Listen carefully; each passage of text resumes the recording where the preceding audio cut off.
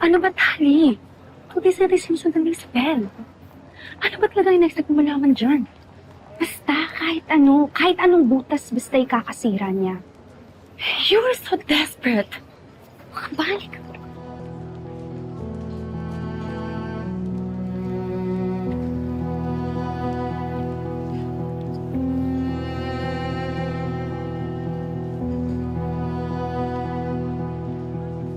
Belle! Mom? What are you doing here? Susunduin sana kita eh.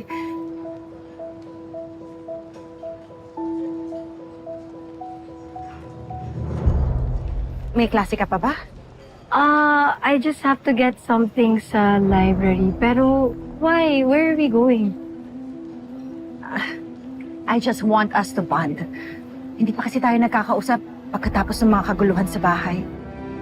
It's really okay, Mommy. Ang importante, nagkaayos na kayo ni Dad. Hindi, anak. Maling-mali ako sa ginawa ko. Mali ako na pinumukha ko sa'yo na hindi ka namin tunay na anak.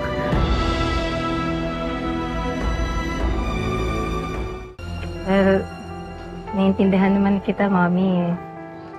Minsan, mahirap naman talaga tanggapin ang totoo. Pero Belle, kahit hindi tayo magkadugo, pamilya tayo. At mahal kita. Love you too, Mommy.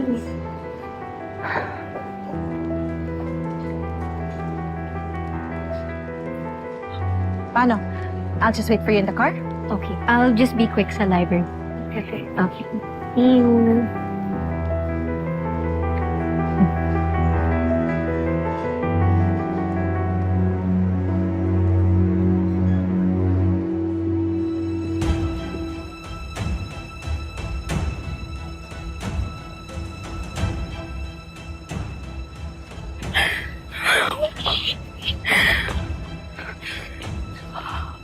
Oh my gosh, did we hear that, right? Oh my gosh, hindi siya tunay na anak ng mommy at daddy niya. Ibig sabihin, Belle Almendras. Ampon lang siya. Yes, exactly.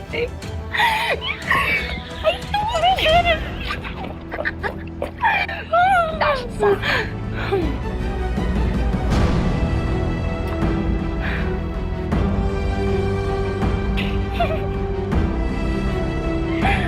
Sabi ko sa'yo. OMG. I still can't get over it. I know. Seriously, akala ko talaga born rich siya. Ayun pala, ampun lang. I know, right? And akala talaga natin kung sino talaga siya. But, turns out, wala naman palang siyang maibubuga. But wait, if she's legally adopted, parents pa rin siya, right? I mean, pwede, but she's still not one of us. I mean, hindi siya pinanganak na mayaman. So, she's all fake. Okay, sabihin na natin na yung umampon sa kanya ngayon is super yaman, heiress pa rin talaga siya, but we still can't deny the fact na yung biological parents niya, itinapon lang siya. So, she's unwanted all along. At yun yung papalabasin natin sa mga tao. Okay. All right, girl. So, what's the plan? Steal it. Come on. Nakakainis Dali! talaga to. Kahit kailan. Oh my Basta God. you guys are gonna help me with it. Kung si Rosel maluloko mo, ako hindi. Tigilan mo na nga ako, Melania. Kailangan ko nang umalis. Oh, alam mo nararamdaman ko na may alam kay. Kaya mo binabalik-balikan si Rosel eh. Nagigilty ka, no? Nakukonsensya ka, ha?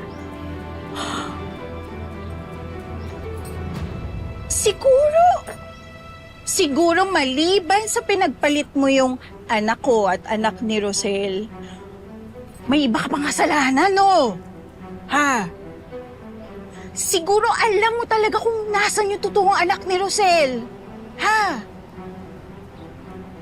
patay na yung bata. Biglang, kanina hindi mo alam, ngayon patay na. Ano ba talaga? Hindi ako naniniwala sa'yo. Kaya Malu, mag-ingat-ingat ka kasi hindi kita tatantanan. Malalaman ko rin yung totoo.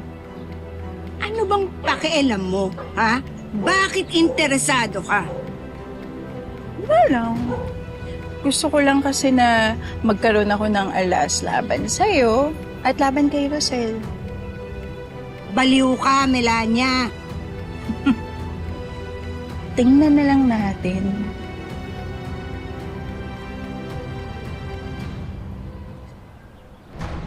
Surprise live! Oh my goodness!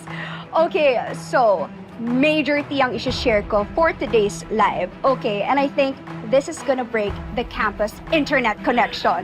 Oh my God! Okay, girls. Spill the tea. Spill the tea. Wait, but we have to wait for the viewers. Dapat madami pang viewers at mag-gift muna sila.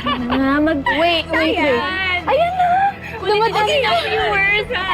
Okay, ayan, ang dami nang nagko-comment. Okay, wait lang. Listen carefully, guys, okay? So, medyo matindi to. This is gonna blow your mind.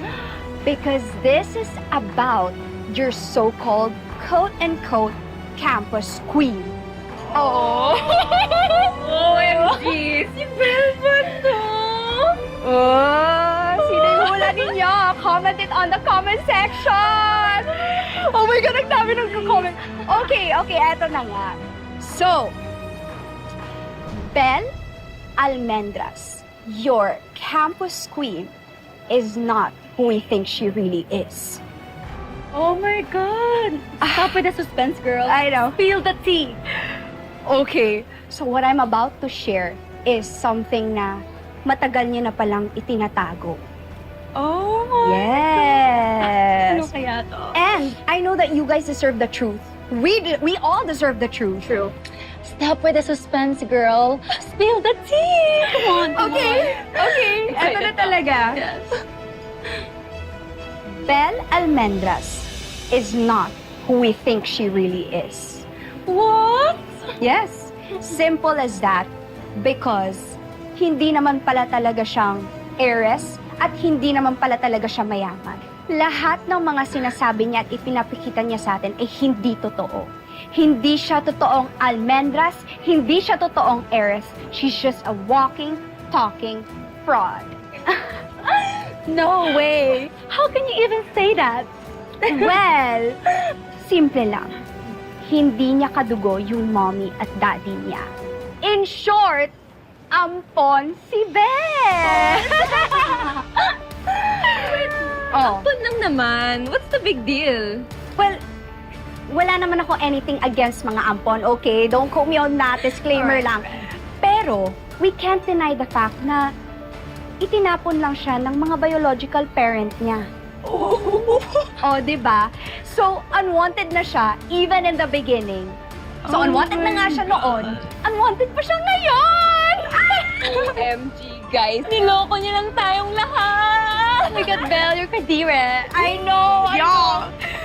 She pretended to be this heiress, she pretended to be this princess, pero hindi naman pala talaga totoo dahil ampon lang siya. Tinapon siya sa basurahan, pinulot siya sa gutter, at yun yung ipinaparamdam sa kanya ng mga umampon sa kanya ngayon. Aww! Poor Belle! Tawa kami sa'yo, Belle. Tanggapin mo na, ha? Pinamigay ka lang ng nanay mo. Itinapon ka lang. And you will always be unwanted. Hindi ko inisip manloko. I was just too weak to face the truth. Hindi naman tumadali para sa akin eh. Hindi madali sa'yo. Pero nagsinungaling ka. And even with your friends, you lied to them. Ben, wala kang kwentang kaibigan.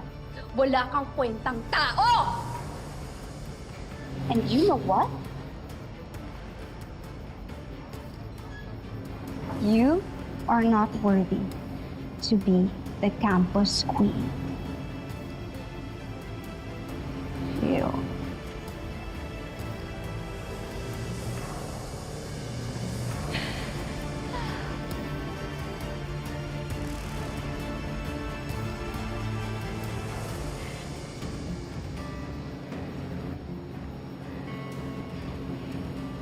Sorry, guys. True friends pala, ha? Reality check din minsan, no?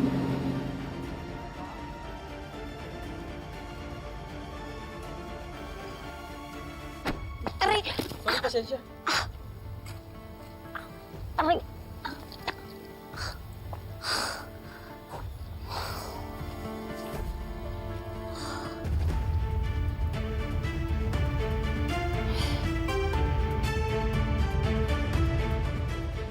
Bel?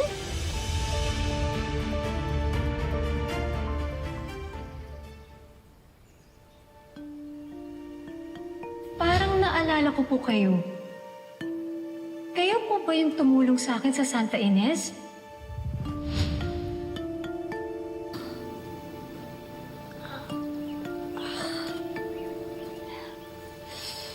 Bel?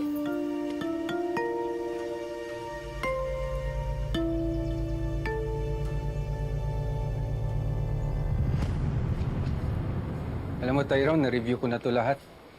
Actually, good to go to. Papanotaryo ko na lang to sa abogado namin, ha? Mabuti yan, sir. Mukhang tuloy-tuloy na ang pagiging business partners nyo ni Madam Jacinta. Alam mo, Tyrone, hindi lang ako happy dahil sa negosyo natin, ha?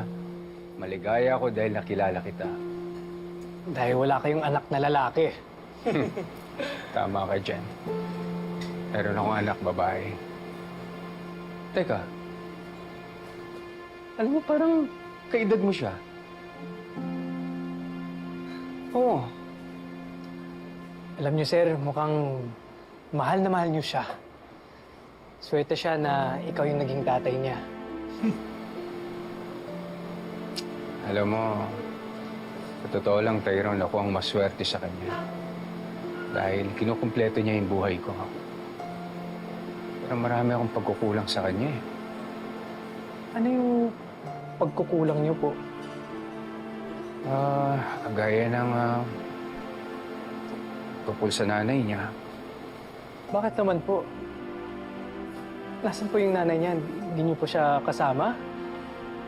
Sana lang kung buntis ka. Nagbunga kung alam na nangyari sa ating dalawa. Handa akong panagutan ka. At saka yung magiging anak natin. Nanagutan ko yan. Pananagutan? Oo. Nasisiraan ka na ba ng ulo? Aksidente yung nangyari sa atin. Hindi ako papayag na magkahiwalay kayo ni Ma'am Via nang dahil sa akin. Hindi makakayanan ng konsensya ko yun. Alam kong hindi madali. Pero kakayanin ko. Gagawin ko ang lahat para itaguyod ang anak ko. Kaya ko!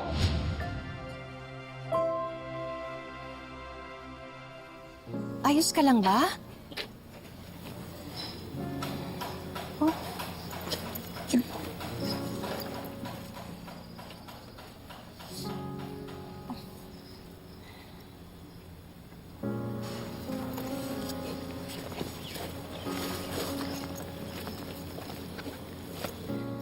Lagyan ko ng alcohol, ha?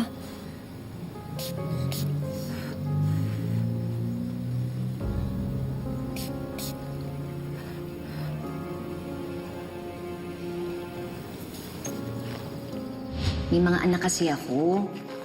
Siguro, mga kasing edad mo sila. Mahilig kasing maglaro sa labas yun eh. Palaging nasusugatan. Kaya palagi ako may dalang ganito.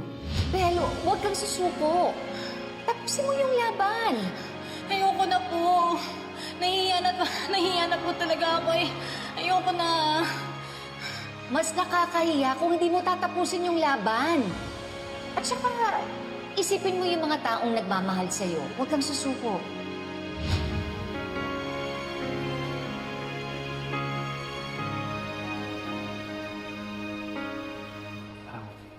Sir Chris? Sir Chris, okay lang po ba kayo? Sasya ka na, Tyrone, ha? Parang marami na ata ako nasasabi sa'yo na wala namang kinalaman sa negosyo natin. Okay lang po yun, Sir Chris. Sa kung kailangan nyo ng kausap, nandito lang po ako. Swerte talaga nanay mo sa'yo, no? Dahil napakabuti mong bata. Oh, salamat po. Mahal na mahal ko po yung nanay ko. Balang araw, makikilala niyo rin siya.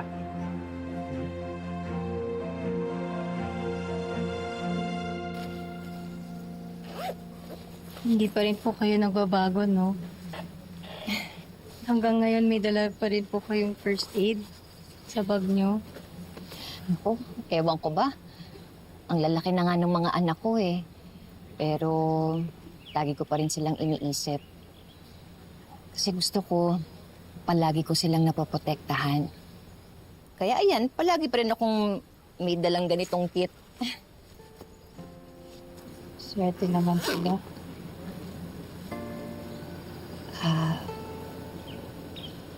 Pasensya na, Bel, kung may itatanong ako sa'yo, ha. Okay ka lang ba? May tinaramdam ka ba? May nangyari po kasi. Bakit ano nangyari? May nag-expose sa school tungkol sa pagkatao ko. Ano tungkol sa pagkatao mo? Na-adopted po ako.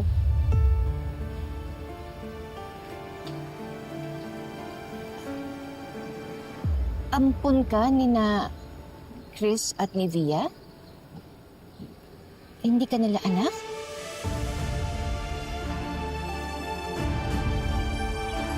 Ano na yung Belle na yun? Oh, nasan na siya? Everybody hates her. Especially yung mga BFFs niya. Tama ka doon. Ikaw kasi, napaka-brilliant ng plan mo. Pinagmukha mo siyang manloloko. Right. You really have a good idea. You know what? That's what you get from stealing Wesley. Tali, ano? Masaya ka na? Nakapanakit ka ng iba? Wesley, Walang kasalanan dito si Belle. She doesn't deserve this. Kung meron dapat ng pahiya, ikaw yun. Kasi napakasama ng ugali mo. Kaya huwag ka na magtaka kung bakit ayaw na kitang balikan.